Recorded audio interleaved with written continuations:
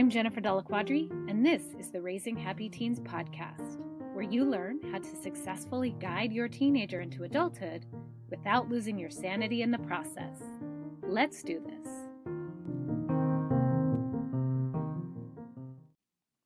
Welcome back to the podcast.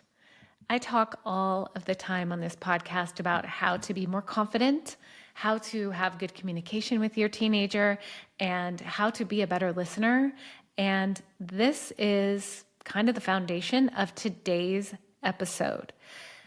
My guest exhibits the type of confidence that I can only imagine I would have wanted to have when I was her age. Her name is Kristine, and she is a high school junior who has created an AI app called Elle to help teenagers with dating. She has spent 3 years developing this app, interviewing experts, testing, trial and error, and that brings me back to confidence. She has stepped out of her comfort zone. One of the things she's done that's so admirable, she reached out to me and she asked if she could come on the show. I talked with her and it was a heck yes. Because not only does she have a lot to offer, she can provide a valuable and unique insight to us parents on what it's like to be a teenager today and to be in the dating world. That's something that as much as we would like to be able to help our teenager with, we may have some advice and some tips and tricks, but we don't really know what it's like because it is so different. I'm also just really impressed by Elle's ability to move past the self-doubt and all of the restrictions and self-imposed beliefs that could be holding her back and doing the hard work to bring something into the world that she knows is needed. And that's why I brought her onto the show. She's a perfect example of that. So in this episode, we're going to be talking about some of the challenges that teenagers face when it comes to dating, social media, of course, being at the top of the list, and also how a lot of our interactions have moved to online and how that can really impact the confidence to have in-person conversations. I'm also going to have her talk a little bit about her development of the app, what inspired her to do so, and what's next for her. So I know you're going to learn a lot from her, and I know she's going to inspire you to hopefully step out of your comfort zone. This is a good listen for you and for your teenager. Let's go ahead and dive into the show.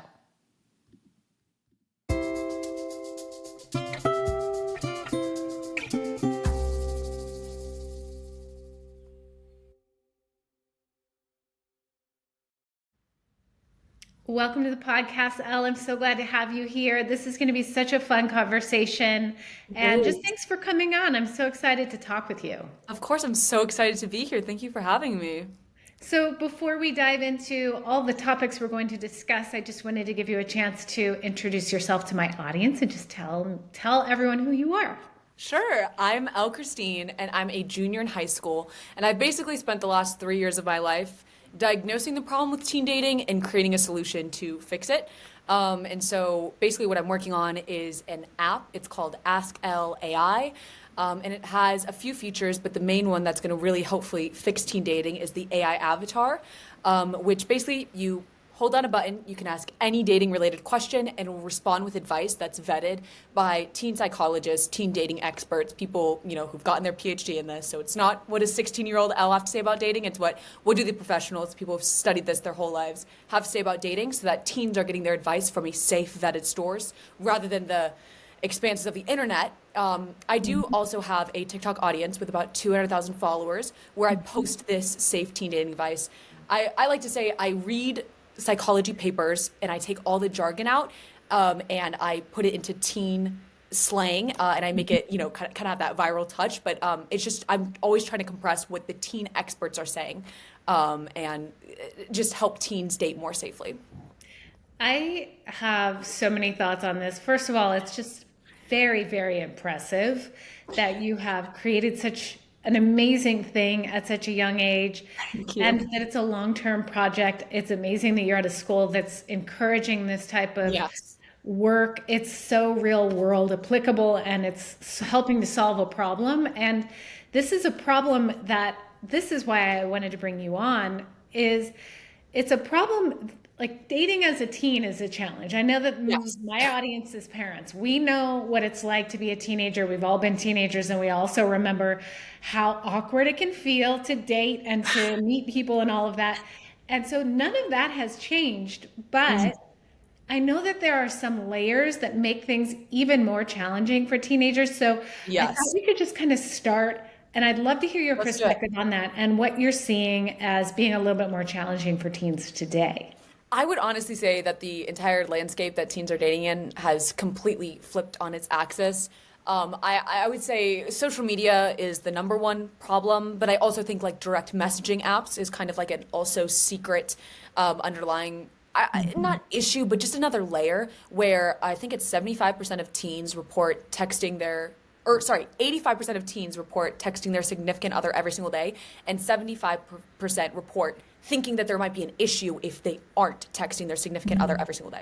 And so while before it was, you meet in person, maybe you call them when you get home and you're all excited and you talk to them, my mom tells me stories about trying to dodge her own mother hearing her on the landline, but just, you're very private from your parents. Yeah. It's not in person, it's all online.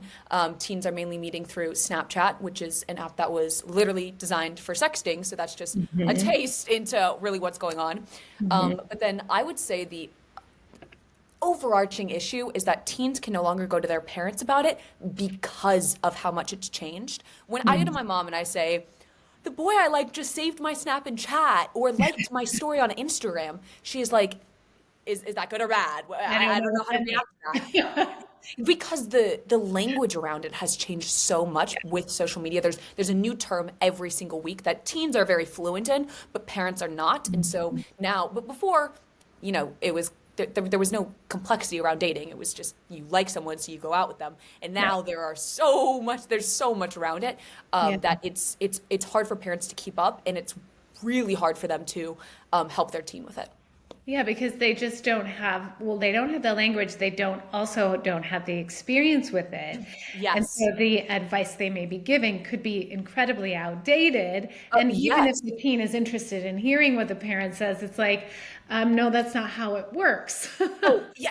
I mean, my mom is like always talking like she didn't really love to talk to her mom about dating. I mean, who really likes to talk Right, about right. dating with their parents? But now it's like impossible where even if I wanted to talk to my parents, we'd be speaking different languages and there wouldn't be she wouldn't feel confident in the advice that she's giving me. And so like that's kind of where the difference like in the shift has happened where now it's like even if you have a great relationship with your daughter and you like she opens up to you, there's kind of going to be a moment where you're like, wait, I actually don't know how to help you. So Yeah. that's kind of why I created this avatar that's trained on both psychology, what's the right thing to do, what's the safe thing to do. I have a panel of moms who vet everything the bot says to make sure it's approved. Okay. But then it's also trained on every single new term of the week. What's a situationship? What everything. And so it kind of it's able to hold both and then give teens the best advice for every situation that they encounter. Yeah, I was actually playing around with the app yesterday to kind of just see how it is. And I was really impressed, first of all, by the advice that was given and also how conversational it seemed. It's Yes. like incredible that something that's not even an actual person can sound like an actual person so much. Right. That's kind of what I wanted it to emulate is like an actual conversation, an open Yeah. conversation. I don't want it to feel like a therapy session where you're just kind of venting and then Mhm. maybe being given like a salute. I wanted it to feel like a conversation where you're talking to your super smart friend.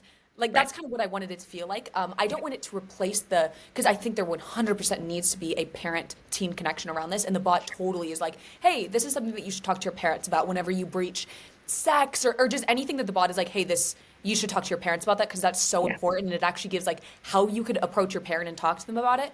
But 100%, the bot is supposed to be conversational and feel like really easy to talk to, where it doesn't feel like okay, I have to go, ask my mom about this. Like, I'm worried about how she's going to react. The bot is like, doesn't Mhm. matter what you tell it, it wants to help you and wants to give you the safest way to like deal with Yeah. whatever situation you're in.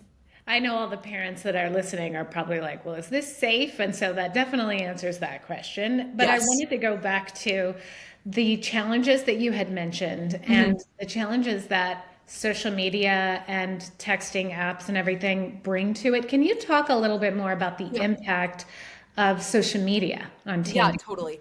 I think that social media in general kind of like it shifted everything. So in two different ways that they don't quite contradict each other, but let me explain. So the first is Snapchat specifically, and I would say Instagram, have made teen dating a lot more about looks than personality. I think that obviously it's always teens are hormonal, and it's always kind of been like an Yeah. aspect, but now it's just like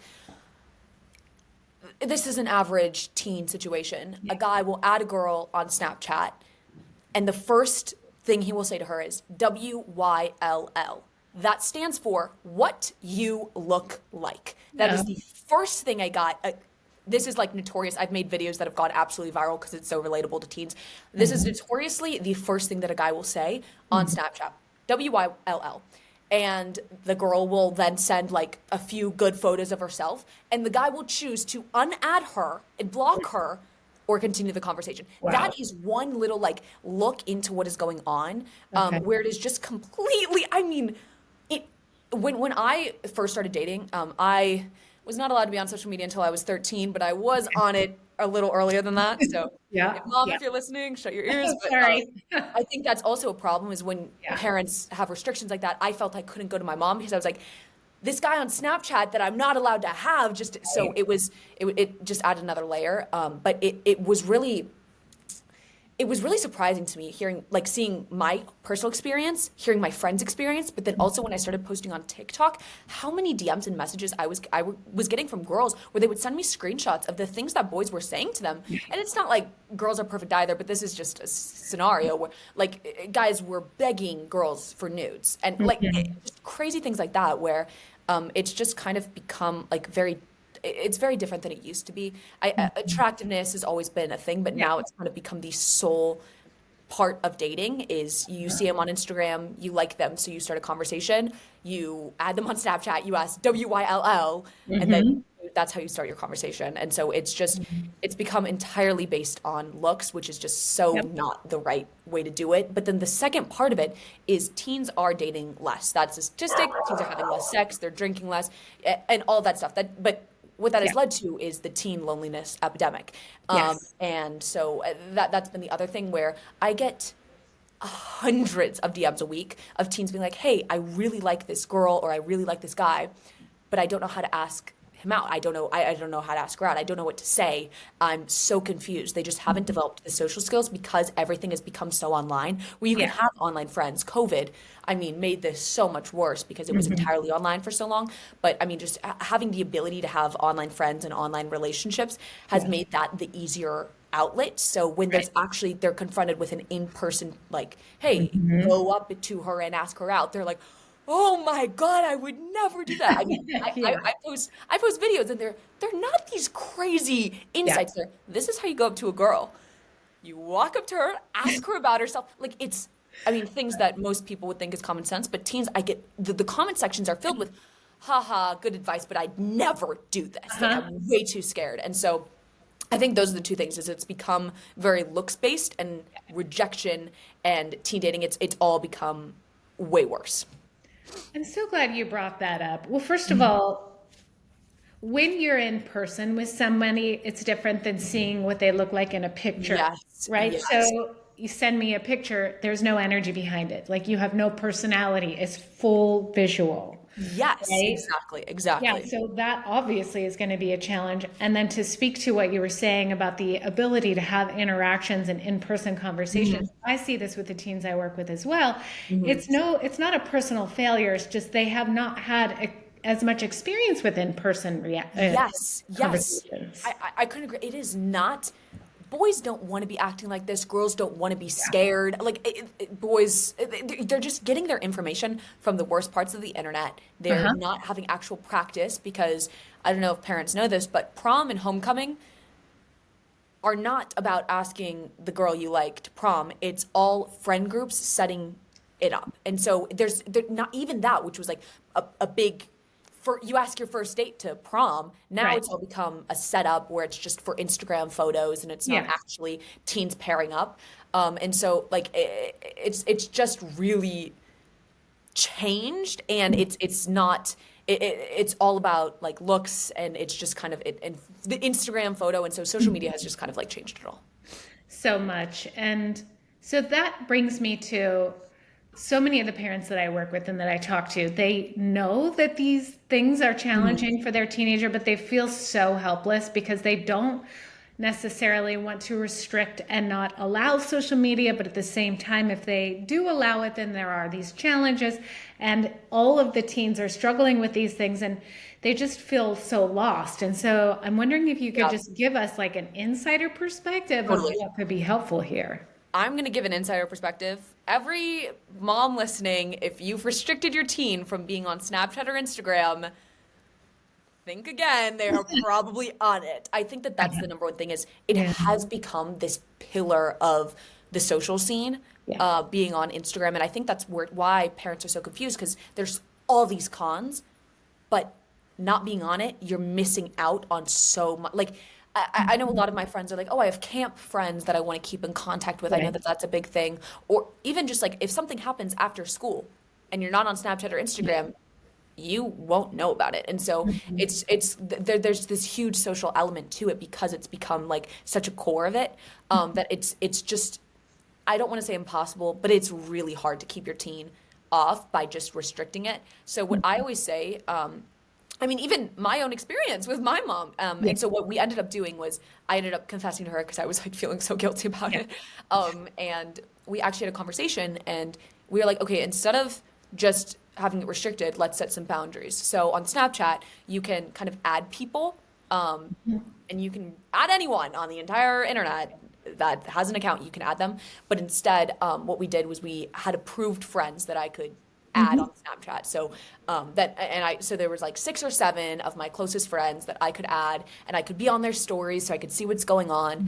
Mhm. And then on Instagram, I could have an account, but I couldn't post. And so it's just kind of having that balance where when you completely restrict it, what you're restricting is the conversation around it. You know, you're not actually restricting them from being on social media because it's just one download away. Even Yeah. if you have all the parental controls, there are ways to get around them that parents don't know about. I mean, if you take your mom's phone for 5 minutes, you can Mhm. download and click accept. It's like there's just a lot of things, or Yeah. even screen time, you can figure out the password. Like every single teen that has restrictions is thinking of how to get around them. So that it's just Yeah. a lot of brain power on this specific subject. So what I would recommend is learning about all the different social medias. There's a ton of videos. I mean, even watching my videos and talking to Mhm. my bot, asking about it, being curious instead of just being so like, no, no, no, this is bad, because Yeah. it can be bad, but it's worse if there's no conversation around it and your teen is just let loose on the internet.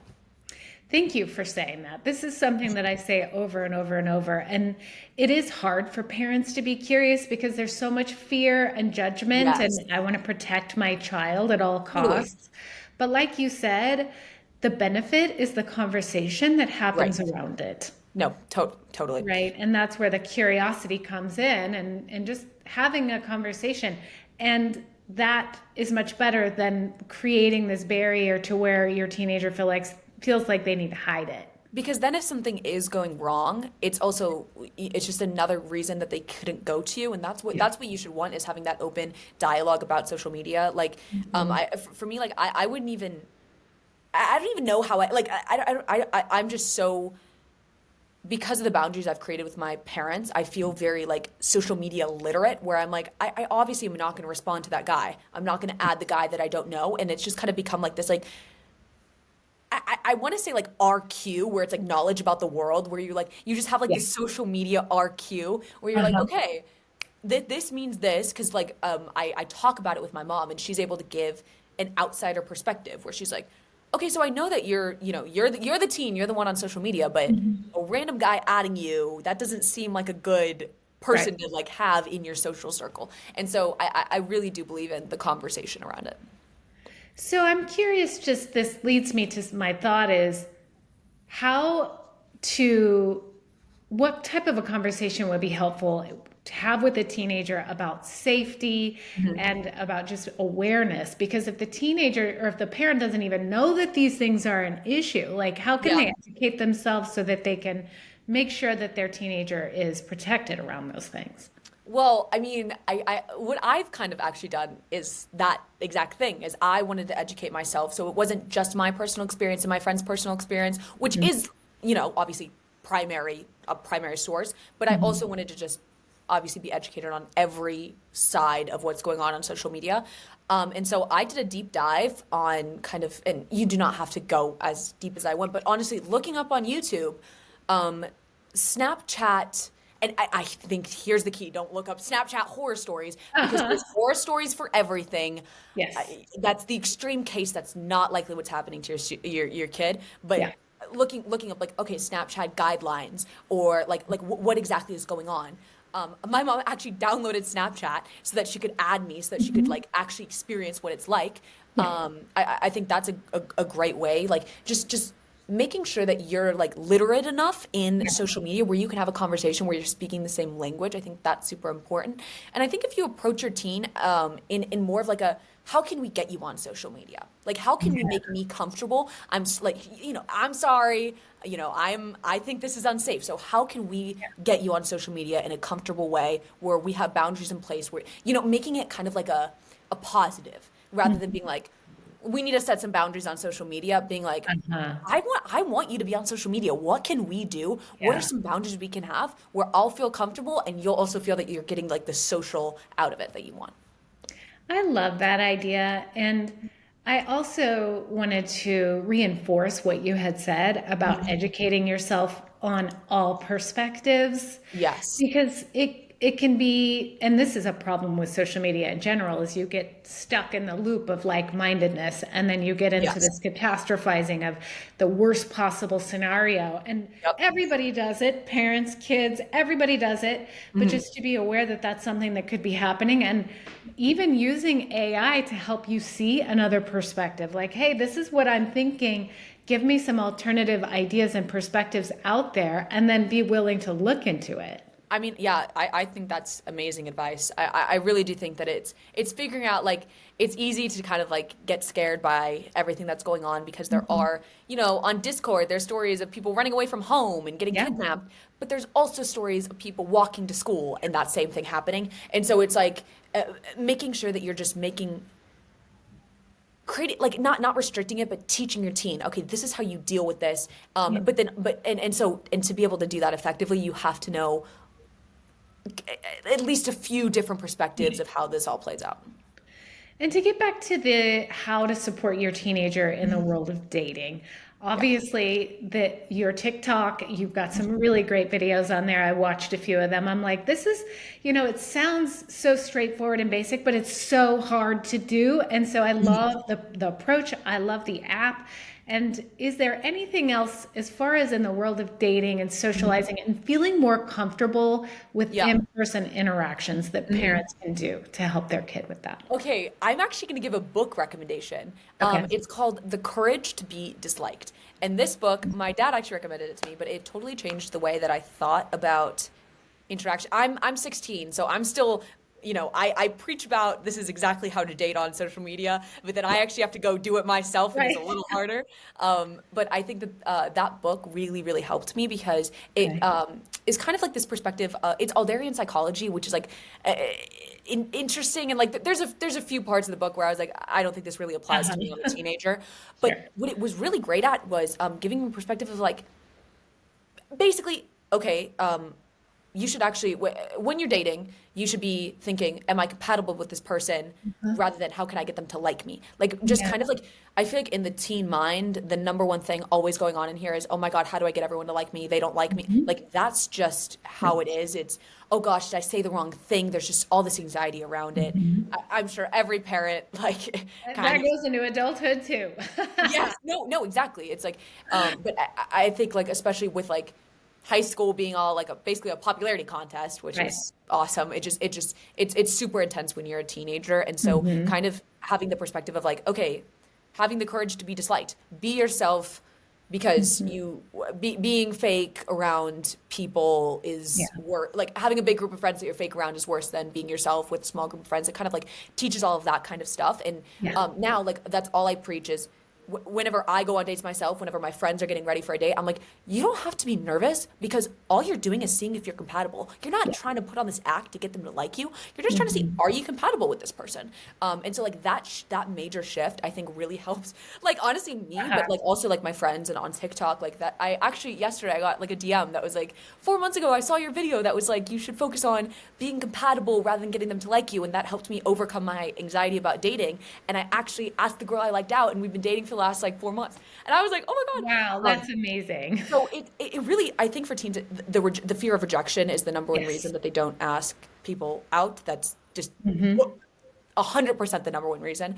And so just kind of giving them that book's my recommendation, but also just kind of like trying to instill in them this idea of like being liked is not your number one priority, especially with dating, because that's how you get stuck in a toxic relationship. You're so focused on, Yes. oh my God, do they like me, that you even forget if you like them in the first place. Right. And focusing on compatibility, which feels a lot more manageable. It's like, go and ask her out to see if you're compatible because you never know. Not go ask her out, and if she doesn't like you, it's the end of the world. I think like that's kind of the shift that I teach on my TikTok, and my bot Mhm. teaches as well, that I've carried into me and my friends' lives as well. That's so great. And even just coming from a parental perspective, I've looked at Mhm. your TikTok and I've watched your videos, and Mhm.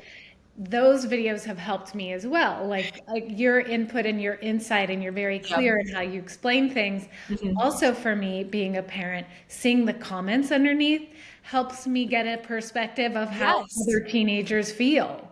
Yes, I'm actually in the midst of writing a paper that's kind of like diagnosing the problem and then giving my solution. Yeah. But part of that is kind of, I've been looking through all of my DMs. I'm trying to conduct a study based Yeah. on TikTok comments, TikTok DMs, and then my bots, Yeah. interactions. And so it's a little funny to piece it all together. But as I've been reading through the comments and all of my DMs, it's really given me like such great perspective. And every parent has access to my TikTok comment section, and so just scrolling through that for a second, you really get to understand like what it is, because Mhm. that's what I've always said is my TikTok content is not this super complex corner cases. It's Mhm. literally, this is how you ask out a girl. And so, and Mhm. when the comments underneath it are like, I would never do that, Yeah. that's kind of when there's like an issue in the entire generation. Uh-huh. Absolutely. Yeah. So I am for sure going to be putting a link to your TikTok and everything so that they can check that out. And I'm just curious, and I know my listeners would probably love to know, is where do you plan to go with this? Like what are your next steps here? So I'm a high school student, so college is kind of like my logical next step. My Uh-huh. sister is at Stanford University, Okay. so no pressure there from my parents. But I would also like to join her at Stanford for the Okay. networking, because this isn't something I see as like my high school project. I see this as the next 10 years of my life, because Mm. as the more research I do and the more I diagnose the problem, the more I feel inclined to solve it, because I believe I have a solution that can help so many teenagers with their confidence, with their ability to go up to people and ask them out, Mhm. develop those social skills that are so crucial. And so for me, I just launched my app 2 weeks ago. Mhm. And so I'm just working to get the word out there about my app, and then also I'm just trying to get on podcasts to Yeah. talk to parents also, because I think that's important, where it's not just the teens, because it's hard for teens to do it by themselves. So also educating parents on this is how you can support your teen, and so just kind of trying to get it from both ends, so that I can actually drive change in the not just my generation, but also just generations to come. Yes, and you and I have a similar mission on that. Like we Mhm. both are on the mission of seeing these challenges that are happening Yes. and making it be a catalyst for positive change. That's why when I saw your podcast, I mean, I knew I had to reach out in any way I could, Yes. because I think that that's what's so important, is that the people that there's a lot of people on this mission, but I think that, they're when you look up teen dating advice on TikTok, my videos come up. So, Gotcha. it's kind of, Like, you never know what you're gonna get. Yeah. So yeah, yeah. like it's there. I think that like just having more people trying to get this out there, because it is become such a problem after COVID, Yeah. is awesome. So thank you so much for giving me the opportunity to talk today. Well, it's been a joy to have you on here. I really appreciate you sharing your insight and your time, and I look forward to seeing all of the great things you'll be creating in the future. Thank you so much.